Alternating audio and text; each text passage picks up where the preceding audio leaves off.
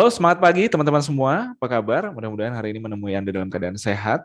Perkenalkan, saya Afif Lutfi dari IND Learning and Coaching. Senang sekali untuk menjumpai pembelajaran online hari ini dengan topik yang menarik, yaitu adalah understanding your team. Bicara dengan tim, tentu kita bicara dengan anggota-anggota di dalamnya, termasuk juga bicara tentang bagaimana mencapai tujuan dari tim tersebut. Nah, banyak dinamika yang terjadi, ada masalah-masalah yang mungkin untuk muncul ke permukaan dan dihadapi oleh masing-masing dari anggota tim, maka di topik kali ini kita akan bahas bukan hanya persoalan bagaimana menghadapi masalah tersebut, namun juga sampai dengan mengembangkan anggota tim yang ada. Seperti apa? Mari kita telusuri pembelajaran satu persatu di sesi online kita kali ini. Oke, baik rekan-rekan sekalian, dan ini adalah 6 bagian dari video pembelajaran kita yang akan kita bahas ya. Mulai dari yang pertama, pengertian tim itu apa, yang kedua adalah 5 masalah umum yang biasanya kita hadapi ini dalam sebuah tim. Kemudian yang ketiga, bagaimana sih untuk bisa menciptakan tim yang efektif ya. Yang keempat adalah mengubah individu menjadi pemain tim. Wah, ini pasti menarik. Gimana ya caranya untuk bisa mengubah orang-orang yang ya agak individual menjadi sebuah atau seseorang yang bisa diandalkan, mau terlibat di dalam tim, menjadi tim player. Itu yang keempat. Kemudian yang kelima, kita juga akan belajar bagaimana memahami kepribadian anggota tim kita. Karena kita tahu dalam setiap anggota tuh punya beda isi kepala, beda kepribadian, ya, beda gaya komunikasi. Nah, gimana caranya untuk bisa memahami masing-masing anggota ini sehingga tercipta satu keselarasan, keharmonisan, supaya tim pun bisa bekerja sama dengan baik. Kemudian yang keenam, kita juga akan membahas tentang bagaimana membangun kekuatan tim ini, ya, supaya tim ini bisa terus berprogres ke depan, bukan hanya soal kualitas dari outputnya saja, namun juga dari setiap individunya dia mampu untuk terus bertumbuh. Oke, kita ada di bagian yang pertama, yaitu adalah pengertian tentang tim. Apa sih sebetulnya yang disebut dengan tim? Lalu apa bedanya dengan kelompok? Nah, barangkali ada di antara kita yang masih bingung ya, apa bedanya antara tim dengan kelompok. Namun sebelum kita bahas itu, saya mau mulakan dengan sebuah quote yang menarik. Ini dia. Quote ini saya ambil sebetulnya lebih kepada dari peribahasa ya, peribahasa dari Afrika. Apa katanya? If you want to go fast, go alone. If you want to go far, go together. Jadi kalau kita ingin pergi dengan cepat, speed, dengan kecepatan, ya pergilah sendiri. Karena itu Anda akan lebih cepat sampai, gitu ya. Tapi kalau kita pengen pergi jauh secara jarak, secara pencapaian, itu bisa lebih jauh, maka pergi dengan bersama-sama ini jauh lebih efektif daripada bekerja atau pergi sendiri. Nah, ini sangat menarik. Kenapa? Artinya di sini kita bisa belajar bahwa ternyata untuk menghasilkan sesuatu yang besar, jangka panjang, itu butuh orang lain. Kita nggak bisa kerja sendiri, namun kita juga membutuhkan yang namanya kerjasama. Tim. Apa sih tim itu? Berdasarkan dari Hunsaker, ya, dia bilang bahwa yang namanya tim adalah kelompok dengan keterampilan yang saling melengkapi dan berkomitmen untuk mencapai tujuan bersama secara efektif dan efisien. Saya highlight di sini yang warna biru ya. Yang pertama adalah keterampilan yang saling melengkapi. Berarti masing-masing orang memang dipilih atau diminta untuk saling bekerja sama ya, dari kompetensi-kompetensi yang ada ini bisa saling melengkapi satu sama lain. Barangkali yang A punya kekurangan tersendiri, si B juga punya kekurangan tersendiri, namun masing-masing dari mereka kan punya kelebihan masing-masing.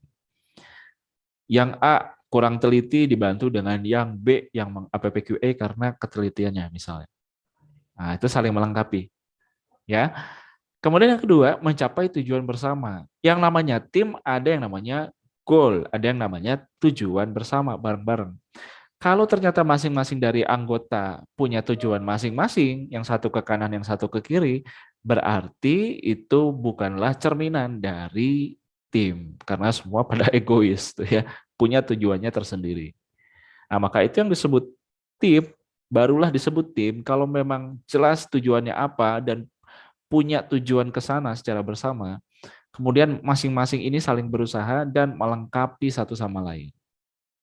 Itu baru disebut dengan tim. Nah, kemudian ada pertanyaan lagi. Kalau begitu yang disebut dengan tim kerja itu seperti apa? Sekarang ada konteks kerja, ada konteks pekerjaan, ya. Oke. Masih sama, konteksnya adalah tim, namun di sini ada spesifik khusus yaitu adalah tentang kerja. Apa itu? Yaitu adalah kelompok yang usaha-usaha individunya menghasilkan kinerja lebih tinggi daripada jumlah masukan individual. Karena bekerja bersama, makanya kinerja yang dihasilkan ya itu lebih besar, lebih tinggi. Makanya itulah yang disebut dengan hasil kerja bareng-bareng, ya, bisa lebih hebat tentunya. Nah, ciri-cirinya apa? Salah satunya yang disebut dengan tim kerja atau tim terdiri dari 2 orang atau lebih. Ya, tentu harus lebih dari 1 orang. Memiliki interaksi reguler. Jadi setiap waktu itu berinteraksi untuk bisa menggolkan satu tujuan. Misalnya ya, melakukan koordinasi atau eksekusi terkait dengan satu tugas misalnya untuk mencapai tujuan tersebut. Kemudian yang ketiga, memiliki tujuan kinerja yang sama. Jadi biasanya dalam tim kerja tentu ada yang namanya pencapaian-pencapaian ya. Masing-masing punya indikatornya tuh. Kinerjanya mau mencapai apa atau sampai kemana, semua punya patokannya masing-masing. Itu adalah yang disebut dengan tim kerja. Jadi bayangkan kalau ternyata teman-teman di sini punya satu kelompok, katakanlah dari orang-orang yang ada di kantor atau tempat kerja, gitu ya. Kita ingin membuat sebuah tim, tapi ternyata masih bekerja sendiri-sendiri, semau-maunya sendiri, maka di situ belumlah dianggap sebagai sebuah tim, apalagi tim kerja. Ya, semua kembali lagi kita mesti punya satu tujuan yang sama. Karena saya punya pengalaman ya, beberapa waktu ke belakang itu ada salah seorang manajer yang juga waktu itu sempat konsultasi dengan saya. Oh, sebetulnya sudah ada di departemen itu sudah lama. Dia dengan temannya itu sebetulnya. Ya boleh dibilang cukup lama lah, sudah sekian tahun begitu ya. Namun ternyata masing-masing dari orang ini punya cara pandang yang berbeda. Yang satu leadernya pengen semua itu merasa anggotanya adalah bagian dari tim, sehingga dia berharap semua masing-masing dari individu tersebut punya sense of belonging bahwa saya adalah part of the team gitu ya, bagian dari tim. Namun yang terjadi di lapangan nggak begitu. Ternyata ada beberapa anggota yang mengalami apa atau merasakan yang namanya ketidakcocokan. Jadi ada penolakan. Karena nggak senang sama atasannya, nggak senang dengan leadernya, akhirnya dia bekerja semau-maunya sendiri. Nah, dari situlah timbul konflik yang terjadi, kemudian akhirnya dia berusaha untuk melakukan dengan caranya sendiri. Maka perangai seperti itu bukanlah cerminan dari tim. Artinya leader masih ada PR nih untuk bisa mengembangkan atau mengubah individu tersebut sehingga punya sense of belonging yang lebih baik terhadap timnya. Penasaran kan? Gimana caranya? Kita akan bahas itu di video atau sesi berikutnya. Ya, jangan penasaran. Oke, nah sekarang kita lihat perbandingannya. Apa sih bedanya dengan lebih detail antara tim dengan kelompok? Yang pertama yaitu dari segi tujuan. Yang namanya tim berarti dia punya yang namanya kinerja kolektif, bareng-bareng. Ya, yang namanya performance kinerja itu ya atas dasar keseluruhan. Dinilainya keseluruhan, hasil kerja semua orang yang ada di dalam, gitu ya. Namun yang namanya kelompok ya ngumpul itu karena memang aktivitasnya hanya sekadar berbagi informasi. Ya, karena masing-masing punya eh, apa istilahnya kepentingannya tersendiri. Gitu ya. Nah, itu kelompok. Kemudian dari segi sinergi atau aspek sinergi. Yang namanya tim, di situ butuh satu hal yang positif, artinya masing-masing dari orang ini saling mengerti bahwa saya dengan dia itu saling membutuhkan. Kerjanya saya itu akan berpengaruh terhadap dia. Kerjanya dia akan berpengaruh terhadap orang yang di sana lagi. Orang C berpengaruh terhadap D, D berpengaruh terhadap E. Jadi dalam tim, bisa jadi dia tidak saling nunggu, tapi semua punya inisiatif atas dasar situasi tertentu. Oh, yang B lagi kesulitan nih, kita bantu yuk. Gitu ya. Oh, yang C tampaknya ini perlu lebih cepat. Ayo kita bekerja lebih cepat lagi. Karena ini ada persoalan tenggat waktu juga. Nah, semua jadi saling terkoneksi gitu ya antar satu bagian dengan bagian lain, tidak silo. Nah, ini maka akan menciptakan sinergi antara bagian yang satu dengan bagian yang lain. Ya, bukan soal kerjasama tapi juga sinergi. Kalau kelompok sifatnya lebih netral. Artinya tidak ada tujuan-tujuan eh, tertentu yang mengharuskan misalnya saya harus bisa terhubung dengan dia karena ada alasan tertentu, maka semua harus bekerja bersama untuk mencapai tujuan tertentu misalnya. Sifatnya lebih netral. Ya, adanya saya di situ ya karena memang saya punya sesuatu yang mesti saya selesaikan, ya sudah selesai. Gitu ya. Kemudian pertanggungjawaban. Dari segi pertanggungjawaban ada dua. Kalau untuk tim, ya pertanggungjawaban secara individu harus karena masing-masing dari individu berperan. Juga ada timbal baliknya, ya antara saya dengan anggota yang lain atau dengan member yang lain ini punya satu timbal balik. Ya, kalau saya bersikap A atau saya kurang melakukan A, maka hasilnya akan B. Kalau saya berhasil mencapai A, maka rekan saya pun terbantu untuk bisa mencapai C dan lain sebagainya.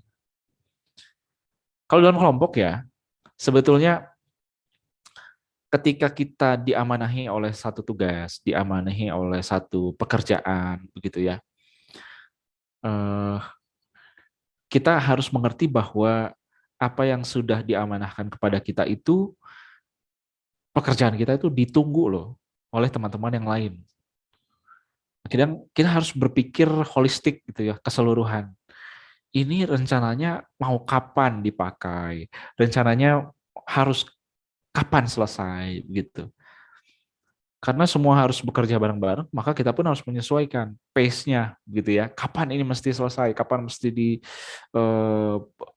dipergunakan dengan kualitas yang baik yang harus saya buat gitu. Dengan standar A, B, C, semua harus dipikirkan. Sehingga ketika kita sudah menghasilkan sesuatu, ya maka kita pun bertanggung jawab terhadap hasil seluruhnya karena merupakan bagian daripada tim. Gitu ya. Jadi mindsetnya kita harus memikirkan bahwa setelah kita ada the next process. Dan yang lebih baik justru dalam tim itu adalah bagaimana pekerjaan dia lebih mudah karena kualitas kerja kita yang bagus. Jangan sampai kualitas kerja kita jelek, buruk, sehingga menyulitkan di next proses berikutnya. Akhirnya pekerjaan jadi lambat, bahkan kadang balik lagi, harus kita kerjakan lagi karena banyak koreksi dan lain sebagainya. Itu ya, kita bertanggung jawab penuh terhadap semua yang ada atau yang terjadi di dalam tim. Sedangkan kelompok, ya just individu saja, seperti yang sudah saya bilang. Dengan apa yang mau saya kerjakan sendiri, saya punya sesuatu yang memang harus saya selesaikan sendiri. Ya, hanya mungkin orangnya berkumpul aja di situ. Kelompok. Kemudian dari segi aspek keterampilan, nah karena masing-masing member ini punya kompetensi, maka dia akan saling melengkapi. Yang A melengkapi yang B melengkapi yang C melengkapi yang D. Sesuai dengan potensinya masing-masing. Ya, kalau kelompok acak dibentuk tim karena kita tahu persis dia bisa apa, punya kompetensi apa, maka kita kan akan delegasikan tugas-tugas itu sesuai dengan porsi potensinya. Beda dengan kelompok. yang hanya berkumpul di situ ya sesuai dengan apa adanya yang ada, mungkin butuh nggak butuh dia ada di situ, gitu ya.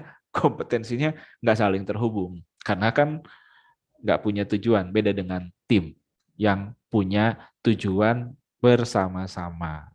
Ya bukan bukan sekadar ada, namun mereka semua bisa bareng-bareng bekerja, menghasilkan atau kinerja dan mereka mencapai tujuan-tujuan tertentu secara bersama-sama. Bisa dibedakan ya, mana yang tim, mana yang sekadar hanya kelompok. Mana yang betul-betul bekerja sama mencapai tujuan, mana yang hanya sekadar berkumpul orang-orang di satu tempat. Ya, itu yang bisa kita bedakan antara tim dengan kelompok.